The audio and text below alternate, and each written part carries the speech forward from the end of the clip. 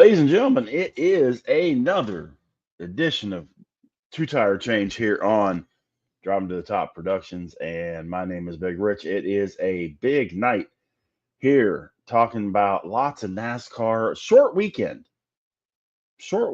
which happens every now and then. You end up with one of those times that you have holidays and things of that nature. But after this weekend, 28 28 uh, consecutive Sunday races. So lots happening, lots going on, and looks like we're going to have some fun this next 28 weeks. But this weekend, there was racing, even though there wasn't a cup race, there was plenty of racing, plenty to talk about. Um, and some crazy stuff on top of that too. It's really there's some weird stuff happening is what's going on in the world of racing. So especially in NASCAR truck race, Tyler Ankrum had a phenomenal finish to his race on Friday night. Ends up winning the race at Rockingham. Uh, First win in a while, and a lot of names in that top 10, excuse me, that you haven't seen up there over the course of the last season or so. And, that's a good thing. It's a very good thing, that you see guys up there that you don't normally see. But Tyler Ankrum ends up first, Jake Garcia second, Daniel Hemrick, the former Cup driver, third, Raja Caruth fourth, Grant Danvinger fifth, Caden Honeycutt sixth, Jack Wood in seventh, Corey Heim eighth, Connor Mossick ninth, and Gio Ruggiero 10th. So, really good night for all those guys. Not such a good night for folks like Ben Rhodes, who came in 32nd, Ty Majeski in 31st, Stuart Friesen in 29th, um, Parker Klingerman in 25th, Matt Crafton in 24th. Rockingham's one of those tracks that you can have all sorts of things go cattywampus, and it just ends up being a rough day.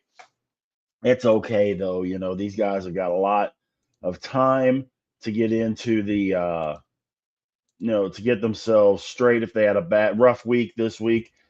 The point standings as we were talking about just a minute ago, we do have the win for Ankrum. So we have two wins for Heim, one for Chandler Smith, one for Tyler Ankrum, one for Daniel Hemrick. Excuse me.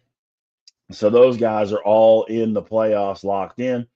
The next eight would be Lane Riggs, Ty Majeski, Jake Garcia, Grant Enfinger, Caden Honeycutt, Stuart Friesen, Giovanni Ruggiero, Ben Rhodes. The big jumper this week and was really Jake Garcia. He went up 3 spots to get up into that 7th position. The big droppers this week, Ty Majeski and Ben Rhodes both dropped 3 spots. But again, we got a lot of time until we get to the playoffs, and I'm sure that everything is going to flip flop and fly the entire time. So we will definitely talk about that as time goes on. Hey, now the flip side is the Xfinity Series. The Xfinity Series race was won technically by Jesse Love, but after a post-race inspection, the number 2 car of Jesse Love failed post-race inspection, so he was disqualified. And that ruling gave the win to JR Motorsports driver Sammy Smith, who was second at the time of the checkers. The rule, which I'm not going to get into the exact number on, it's like getting into the penal code in your local area. But what it basically says is the truck trailing arm spacers, the pinion angle shims, the matting surfaces between the truck trailing arm, and the U-bolt saddle must be in complete contact with each other, and they weren't. Simple as that. For all you gearheads out there, you're going to understand what I'm saying. But what ended up happening with Love getting the DQ, of course, Richard Childress Racing is appealing this, and that decision will come down probably in the next couple of days. But as a result, the Xfinity race winner is Sammy Smith. Second place, Parker Retzlaff. Third was Harrison Burton. Fourth, Brennan Poole. Fifth, Taylor Gray. Sixth, Austin Hill. Seventh, Josh Williams. Eighth, Jeb Burton. Ninth, Daniel Dye. And 10th, Jeremy Clements. And you can see all the top 10 for both races there at the bottom of the screen. Not a lot of drivers who ended up in the back of the field that you wouldn't expect to have run up front. Sheldon Creed had a rough day, finished 35th. But outside of that, most of the guys that you would expect to still be running at the end were. Justin Allgaier had a little bit of a tough day. He came in 21st. He kind of fluctuated front and back, front and back. The one that I was really impressed with was Casey Kane. Casey Kane had not run an Xfinity race in about a year of Sundays and got in a wreck early, tore up the front end of that car, and ended up really where he ran well. That was one of the tracks that you could get away with it, of course, a 1 mile, little less than a 1 mile track in Rockingham. Ends up 14th. Not quite sure how in the world he did that, but like I said, it was the first time he had been in an Xfinity car in a number of years. And, it was very cool to see Casey Kane out there. One of the most popular drivers for a very long time. And, it was good to see him out there again and run well. Comes in 14th. So when you look at your Xfinity standings at the moment, not a whole lot. I don't think there was a whole lot of changes. Sammy Smith does get the win, so that does give us Allgaier with 2, Austin Hill with 2, Jesse Love with 1, Brandon Jones 1, Connor Zilic 1, now Sammy Smith 1, and Eric Almirola with 1. So 1, 2, 3, 4, 5, 6, 7. 7 racers with a win locked into the playoffs. The next 9 will be Ryan Sieg, Sheldon Creed, Jeb Burton, Harrison Burton, Daniel Dye, Taylor Gray, Dean Thompson, Christian Eckes, and Nick Sanchez. Big gainers and losers for this weekend. Not a whole lot of big moves up and down. Dean Thompson went up from 18th to 15th in the point standings. Anthony Alfredo finally getting some legs under him, moves up from 26th to 23rd, but he still has a lot of work to do to get himself back to where he was last season. There wasn't a real big dropper this week. A lot of people dropped 2 spots, but nobody really had just a anticlimactic drop in the point standings this week. So this coming week, Talladega. The other super speedway, I guess you would call 2.66 miles. The big one. We're going to be looking for the big one. Aerodynamics are going to be huge in this race. You're going to have all 3 series running. Or excuse me, no, you're going to have Xfinity and Cup only. Trucks run next at Texas, my home track, in 2 weeks. Texas will have all 3. But yeah, Texas is my home track. So working on having a very special interview that show and have a chance for y'all to get into some cool things about Texas Motor Speedway. At the same time, we're talking Talladega for this coming week. And, man, I'll tell you, it's going to be a fun race to watch simply because a lot of these guys have gotten really good at running super speedway tracks. You're starting to see, yeah, your Hendrick guys are always up there. Yeah, your Penske guys are there, you know. Now Kyle Larson just does not do well on super speedways for whatever reason. And you keep hoping that he's eventually going to win one. Byron, two-time defending Daytona 500 champion. Chase Elliott, numerous times super speedway champ. Bowman has won on super speedways. That's not an issue. Then you get into guys like Austin Cindric, Joey Logano, Ryan Blaney. Those guys on the Penske squad, super speedway runner. Hamlin has won 3 Daytona 500s for Joe Gibbs. You've got a number of guys that have won these long, drafting track races. There's always that wild card of that big one. Ryan Preece has gone head over tea kettle a couple of times here in the last couple of years at super speedways.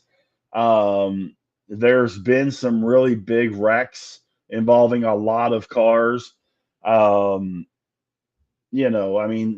been races where there's been very few cars that weren't banged up at the end of the race. So when you go back to all that, how do you look at Talladega? Very carefully. It's really going to be a lot of luck as well as a lot of skill. Because if you get a guy running up front is huge. And when you get going with some of these guys, what's going to be my easiest way to say it? Probably my easiest way to say it is you're better to be lucky than good. How's that sound? There's a lot of guys that when you sit there and you look at these, the top favorites for Talladega are almost long shots. Last year, Tyler Reddick won the spring race. Ricky Stenhouse won the fall race. Not necessarily guys you would think of a lot with wins, but it's it's entirely different than what what you're used to seeing. So, it's one of those deals of you sit there and you look at it and you wonder, okay, when I'm looking at betting on this, when I'm looking at my DFS, where am I going?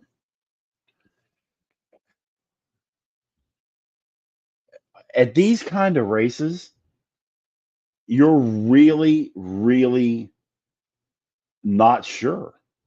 And I hate to put it that way, but you're really not sure. Now, your favorites are going to be your William Byrons and your Joey Logano's and even your Austin Cindrics, who for whatever reason always is right up in there at these super speedways. And by super speedways, I'm meaning Daytona and Talladega. These guys are always up there. Blaney is always up there. But then you have guys like Larson who just doesn't have his ability to race as well, I guess. He gets caught up in wrecks. Something happens to Kyle Larson, as good as he is, that he just doesn't get to victory lane on these super speedways. So, in saying that, when you're putting your DFS together for this coming Sunday with Talladega, of course, I would have Byron in there. I would have Chase Elliott in there. I would probably have Joey Logano in there. Kyle Busch will probably have his say so in this whole thing. Tyler Reddick, yes. Um, Denny Hamlin, yeah, he's going to be up in there. But all these guys we're talking about, for the most part, with the exception of Cindric, um, is a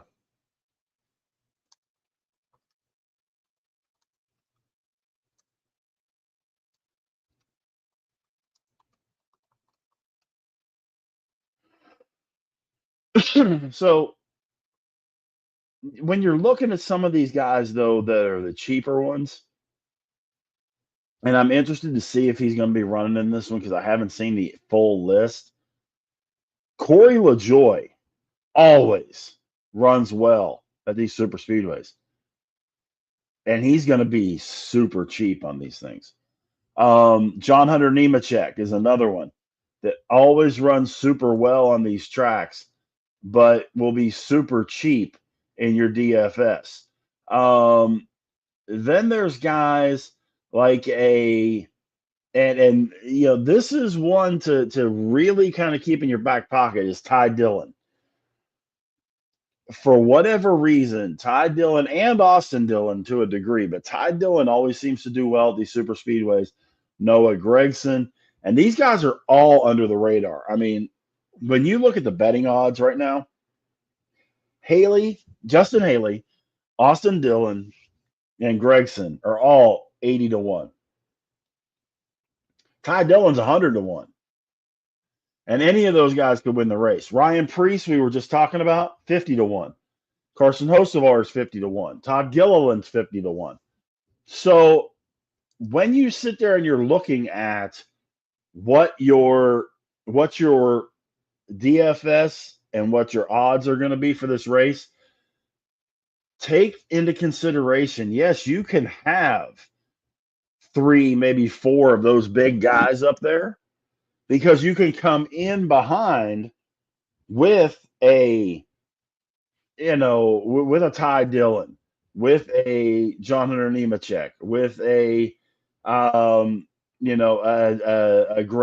a Dillon, a Priest, who are going to be cheaper on your salary cap and help make up that difference. So don't get too freaked out. Another name, though, that you're going to be able to get really cheap that does extremely well on these tracks is Michael McDowell.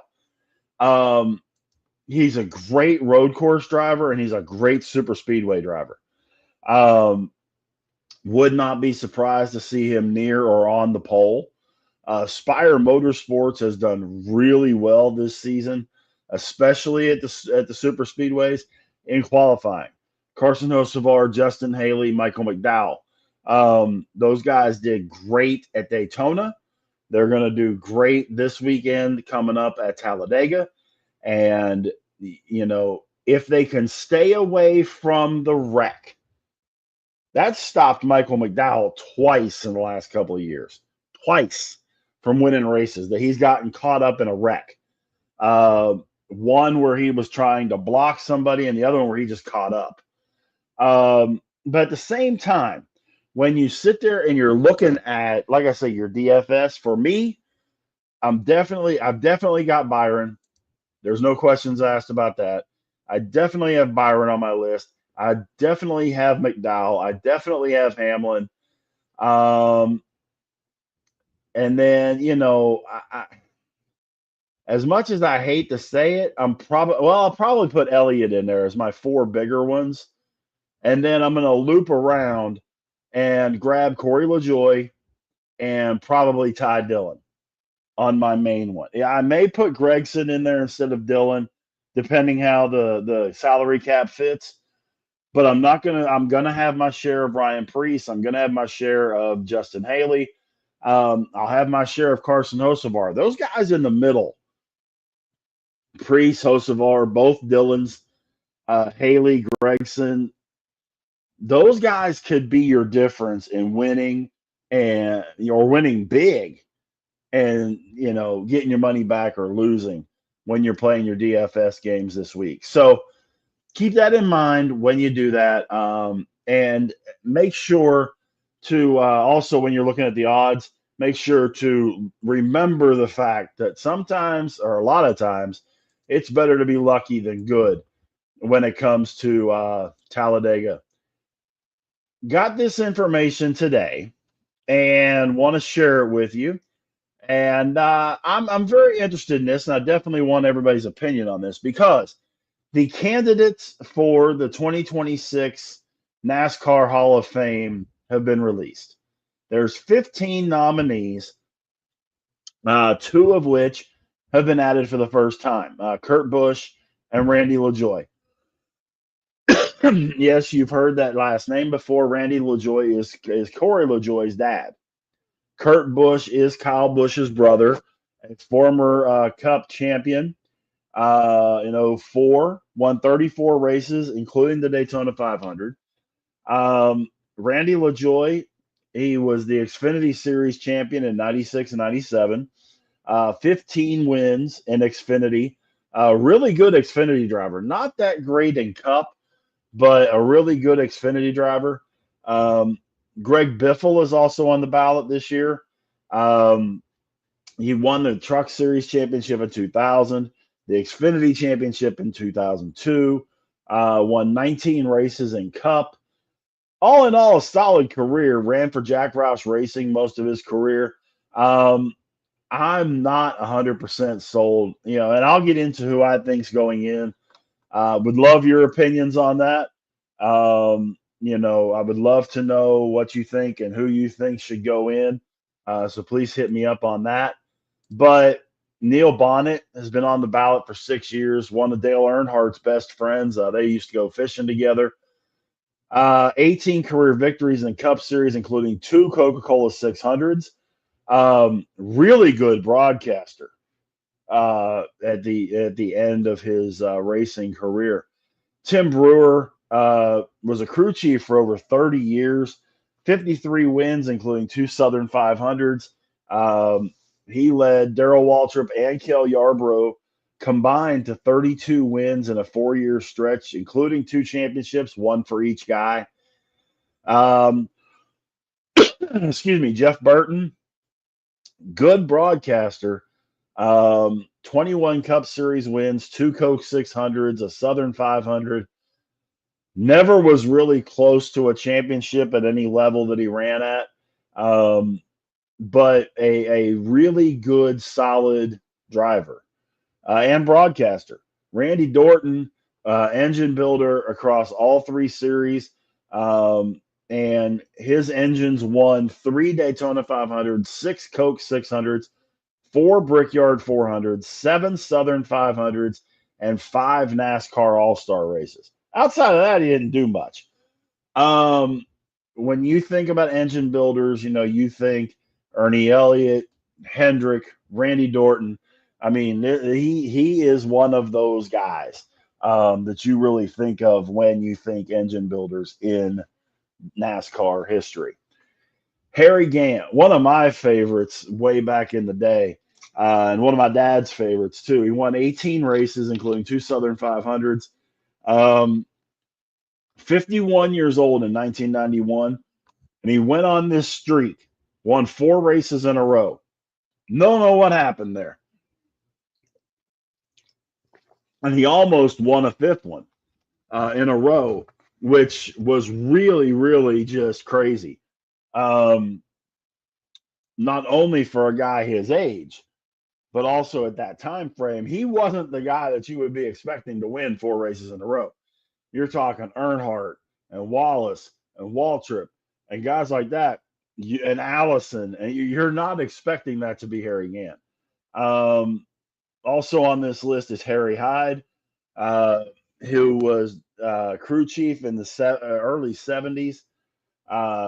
Notched 55 victories in his 26-year career as a crew chief. Jack Sprague, who won 3 Truck Series championships for Hendrick Motorsports, was the first 3-time champ in series history, had 28 wins in the Truck Series. He was one of those pioneers of the Truck Series. No question about that. Ray Hendrick, over 700 victories in modified and late model sportsman series between 1950 and 1988. Never won a modified championship. Um, Finished in the top 10 in the standings, though, 9 times from 1960 to 1969. He was put on the NASCAR 75 greatest drivers list and is also a part of the NASCAR modified all-time top 10 drivers. So the man has his credentials. Banjo Matthews started out as a driver, then became an owner and a crew chief, and then he started building cars, and he built a lot of cars in the 70s and the 80s. Larry Phillips is also on this list, the only 5-time NASCAR Weekly Series national champion. He had hundreds of wins in the Weekly Series and claimed 13 track titles across 3 states. Bob Wellborn was also named to NASCAR's 75 greatest drivers list. He was known as the king of convertibles. He won the NASCAR Convertible Division Championship 3 times and was the winner of the first NASCAR points-paying race at Daytona, held in 1959. So there you go. And H.A. Humpy Wheeler is going to be getting the 2026 Landmark Award. Humpy Wheeler was known as being the general manager at Charlotte Motor Speedway. He was a guy. Baseball fans, if you know the name Bill Veeck, with promotions and marketing and things of that nature, that's what Humpy Wheeler's forte was. And boy, was he good at it. And he's one of the ones that really started a lot of the marketing and promotion things that NASCAR even does today. Excuse me, but he started them back in the 80s and 90s. Alvin Hawkins is also on the ballot. He was the first NASCAR flagman back in 1947. And then also you have Lisa France Kennedy, of course, from the France family, executive vice chair of NASCAR and one of the most influential women in sports. She spearheaded the renovation of Phoenix Raceway and the state-of-the-art Daytona Rising project at Daytona International Speedway. So, a lot of stuff that she has done for the sport. Doc Matoli founded Pocono Raceway in 1968. The Tricky Triangle, as they call it, it's a 2.5-mile triangular track. It only has 3 turns. Promise, only has 3 turns. It's hosted all the series. But yeah, and each turn is completely different. So when they start running at Pocono, yeah, to me it's a little boring at Pocono. But at the same time, you could also lay claim that it's one of the most challenging tracks on the circuit. Now, when we start looking at who should go in, this is where it starts getting tough because the NASCAR Hall of Fame has put so many people in over its history. It's almost becoming the Hall of Very Good, which is kind of a shame. I'm not saying that a lot of these guys don't deserve to be in,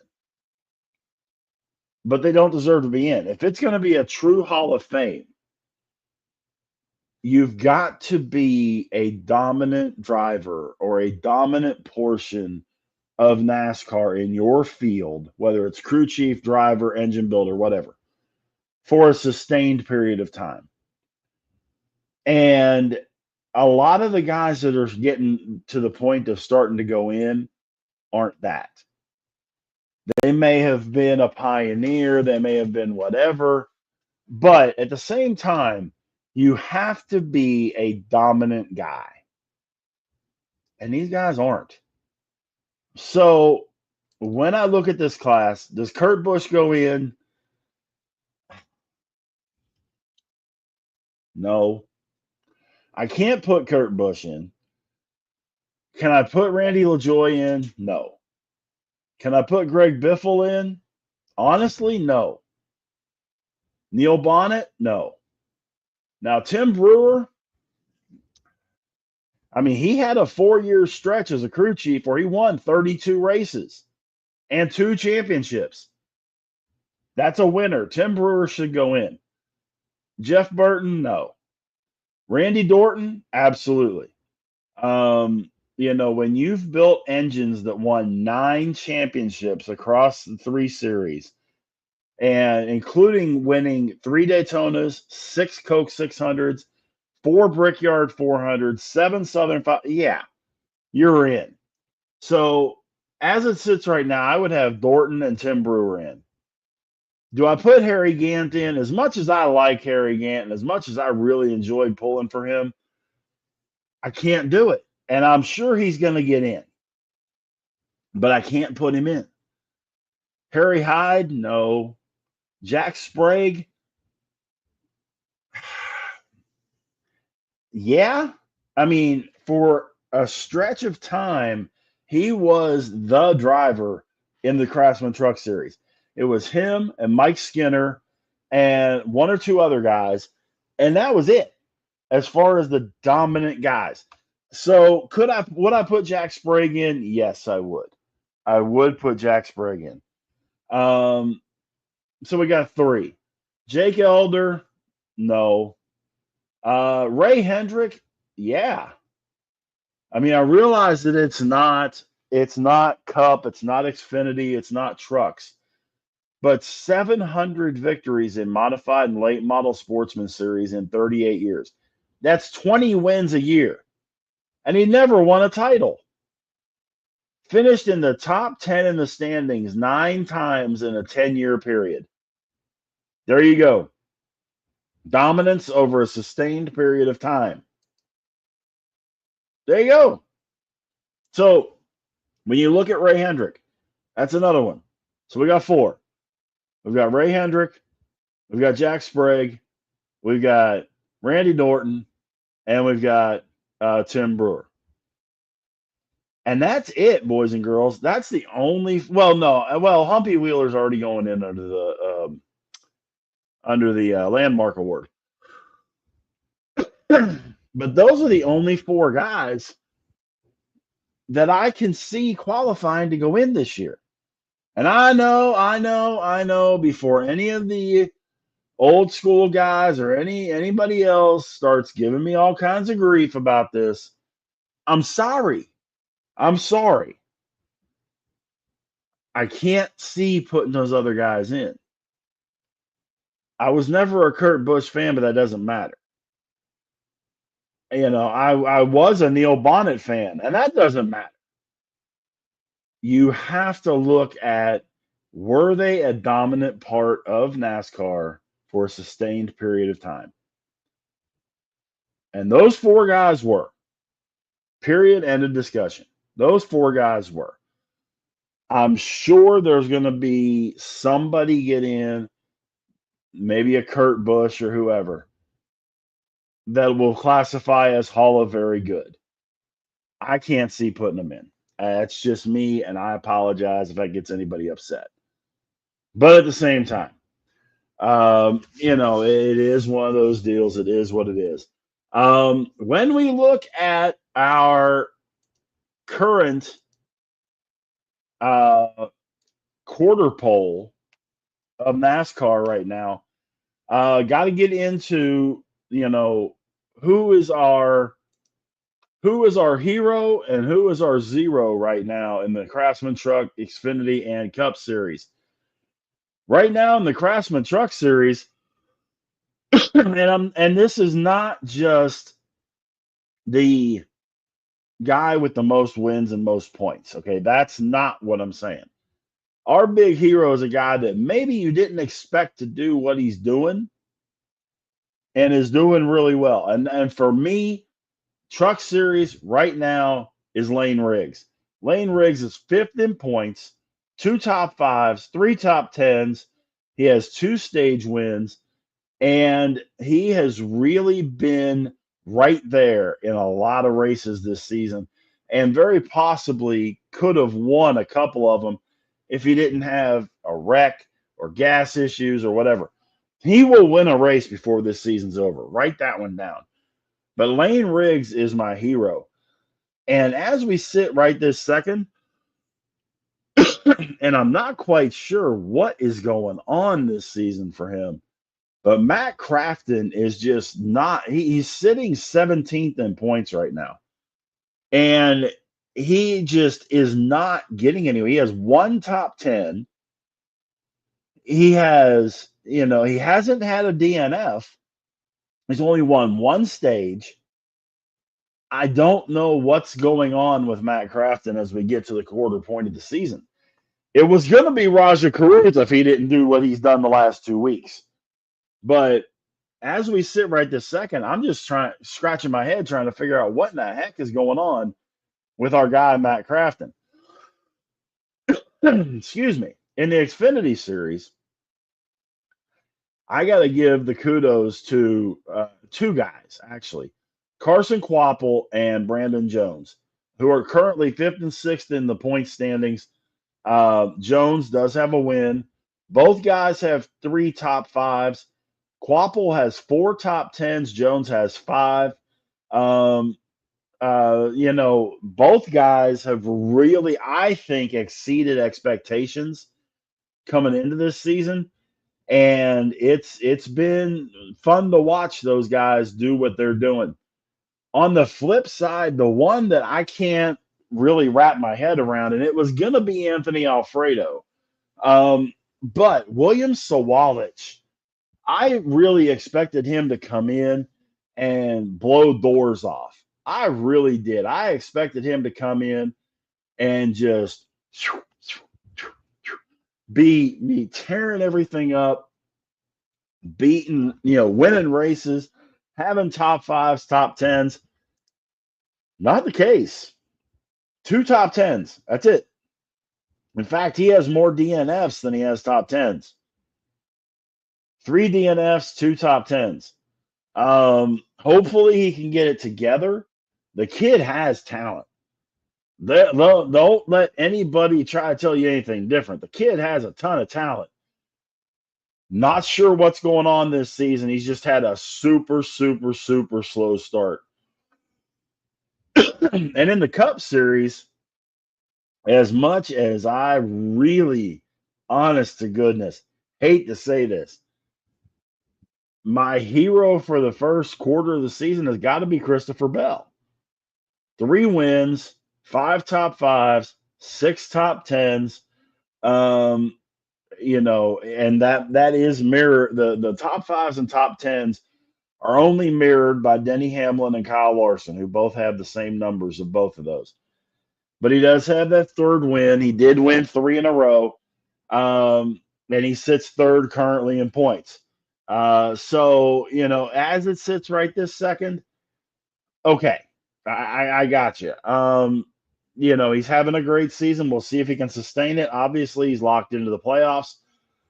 But I want to see what he does for the rest of the year. On the flip side, and there's a couple of guys that I can just sit here and go, what are you doing? But Noah Gragson, 32nd currently in points. What are you doing? It seems like every week he's getting involved in something. He's either getting involved in a wreck, he's having mechanical issues. He got into Kevin Harvick's car, which was driven by Josh Berry last year. And now he's taken it over. Josh Berry, of course, has moved on to the 21, where he's already won a race this season. And I don't know how much of that is. I don't know how much of the Josh Berry thing is him or the car or both. I think it's both. But Noah Gragson in F4 is just having all sorts of problems, and I don't quite understand where the issues are. But he just cannot get out of his own way right now. So, excuse me, as they sit, he's 32nd in points. He is almost 100 points out of a playoff spot right now. That's a lot of points to make up. Does he have the talent to win? Absolutely, he's got the talent to win. Is he going to win? I picked him to win a race this season. He was one of those young guys that I said would win a race this year. Making a liar out of me right now. But let's see. Anyway, we've got a little bit of a shortened edition this week, obviously, because we don't have a cup race to talk about. But I want to thank everybody that's been a part of this thing. I want to thank everybody that's contributed to the broadcast with their questions and their comments. I definitely appreciate all that. And look forward to getting a chance to talk to y'all again next week, 7 p.m. Eastern, 6 p.m. Central, right here on Driving to the Top Productions for another edition of Two Tire Change with your guy, Big Rich. So until next Monday night, right here on Driving to the Top Productions, my name is Big Rich. So long, everybody.